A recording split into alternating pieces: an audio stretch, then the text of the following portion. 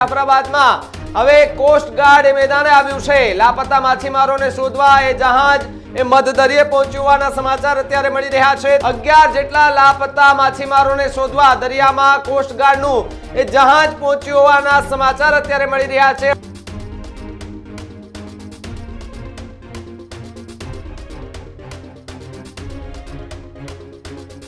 પીપાવાવ પોર્ટથી કોસ્ટગાર્ડનું એ જહાજ એ મધદરિયે પહોંચ્યું છે।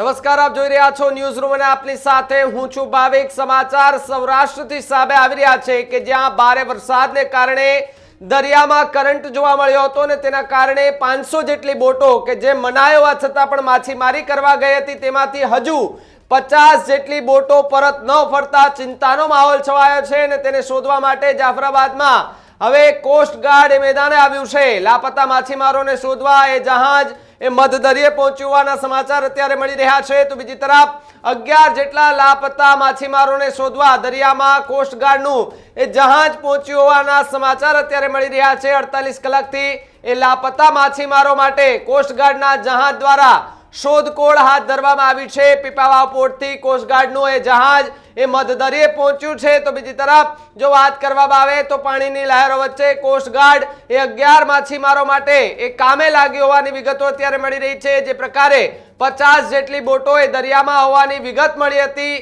માહિતી મળી હતી ગઈકાલથી જ। જે પ્રકારે જે પરિવારજનો છે માછીમારોના તેમાં ચિંતા હતી। 500 જેટલી બોટો એ દરિયામાં માછીમારી કરવા ગઈ હતી। તે દરમિયાન અચાનક એ દરિયામાં મોટા મોજા ઉછળતાની સાથે જ અનેક એવી બોટો છે કે જે દરિયામાં ફસાઈ હતી। તેનું રેસ્ક્યુ ઓપરેશન કરવું પણ ખૂબ અઘરું હતું, પરંતુ જે પ્રકારે તે હેલિકોપ્ટર ન જઈ શકે તેવી સ્થિતિનું નિર્માણ થતા ચિંતાનો માહોલ છવાયો હતો। તો બીજી તરફ આજે સવારે એવા સમાચાર મળે છે કે કોસ્ટગાર્ડનું જે જહાજ છે એ પીપાવાવ પોર્ટ ખાતે આવે છે અને ત્યાંથી હવે સીધા જ એ લોકો જે માછીમારો લાપતા છે તેને શોધવા માટે ત્યાં મધદરિયામાં તપાસ હાથ ધરવામાં આવી રહી છે। ઠેર ઠેર ચેકિંગ કરવામાં આવી રહ્યું છે। સાથે સાથે માછીમારોને હજુ પણ 2 દિવસ ચેતવણી આપવામાં આવી છે દરિયો ન ખેડવાની એ વાત કરવામાં આવી રહી છે, કારણ કે હજુ પણ સૌરાષ્ટ્ર સહિતના વિસ્તારોમાં ભારેથી ભારે વરસાદની હવામાન વિભાગે આગાહી કરી છે। અને સાથે સાથે જો વાત કરવામાં આવે તો પીપાવાવ પોર્ટ નજીકથી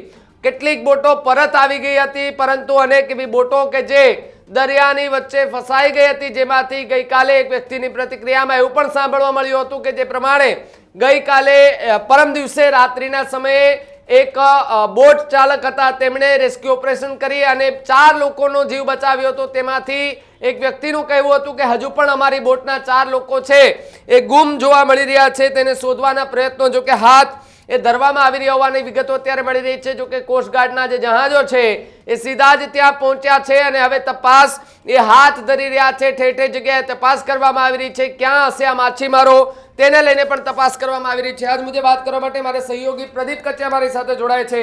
પ્રદીપ, છેલ્લા 48 કલાકથી જે પ્રકારે પીપાવાવ પોર્ટ, અમરેલી, જાફરાબાદ નજીકથી જે દરિયાઓ જે છે સૌરાષ્ટ્રનો દરિયો છે તેની અંદર માછીમારો લાપતા થયા છે। અનેક એવી બોટો છે કે જેને જળ સમાધિ લીધી છે। હવે કોસ્ટગાર્ડનું રેસ્ક્યુ ઓપરેશન હાથ ધરવામાં આવ્યું, શું વધુ વિગત?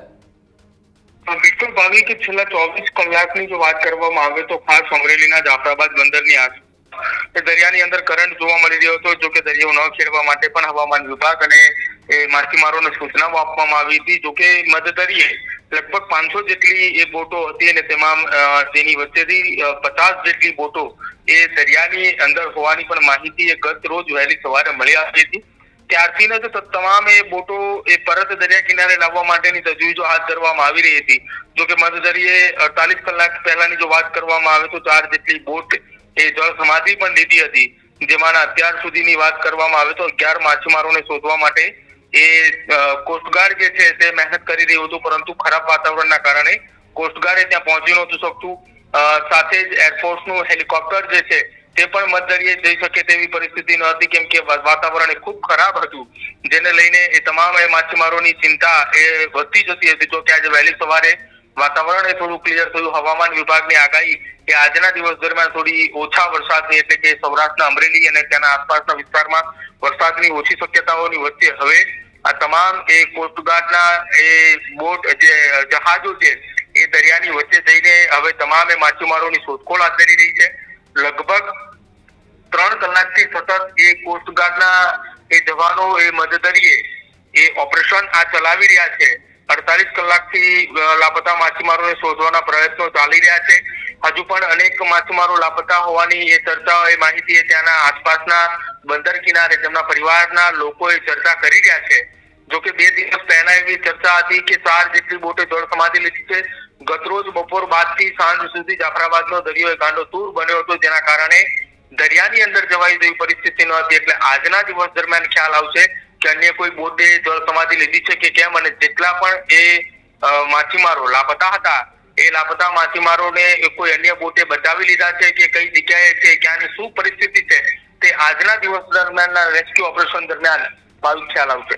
જી પ્રદીપ, ખૂબ ખૂબ આભાર માહિતી બદલ. તો જે પ્રકારે કહી શકાય કે જાફરાબાદ નજીકથી જે દરિયાની અંદર માછીમારી કરવા માટે ગયેલી જે બોટો હતી તેને હવે શોધખોળ કરવા માટે હવે કોસ્ટગાર્ડના જહાજો એ મધદરિયે પહોંચ્યા છે ને તપાસ હાથ ધરી રહ્યા છે. અલગ અલગ દિશામાં તપાસો પણ કરવામાં આવી રહી છે. સાથે સાથે સ્થાનિક તંત્ર, વહીવટી તંત્ર ને બધા છે એ લોકો પણ મહેનત લાગી ગયા છે. સતત 24 કલાકથી જોઈએ છે કે જે અધિકારીઓ છે એ દરિયાકાંઠે જોવા મળી રહ્યા છે, નેતાઓ દરિયાકાંઠે જોવા મળી રહ્યા છે, પરિવારજનો એમની સાથે મુલાકાત કરી રહ્યા છે, એમને આશ્વાસન આપી રહ્યા છે કે અમે સતત એ લોકોને શોધવાના પ્રયત્ન કરી રહ્યા છે, જ્યાં હશે ત્યાંથી સહી સલામત રીતે શોધી કાઢવાના એ કહી શકાય કે વિગત અને વાત એ જે પરિવારજનો છે તેમને ત્યાંના ધારાસભ્ય છે હીરાભાઈ એમના દ્વારા એ આશ્વાસન આપવામાં આવ્યું છે અને કહેવામાં આવ્યું છે કે અમે સતત મહેનત કરી રહ્યા છે, સતત એ નજર રાખી રહ્યા છે કે જ્યાં પણ જો કોઈ બોટ દેખાય છે તો તેને સીધું જ રેસ્ક્યુ કરી અને એ દરિયાકાંઠે લઈ આવવામાં આવશે. કે ઘટનાને લઈને તમારું શું માનવું છે ને તમારી આસપાસ કેવું વાતાવરણ અને વરસાદ છે કમેન્ટ બોક્સમાં ખાસ લખજો. જોતા રહેજો ન્યૂઝ રૂમ. નમસ્કાર.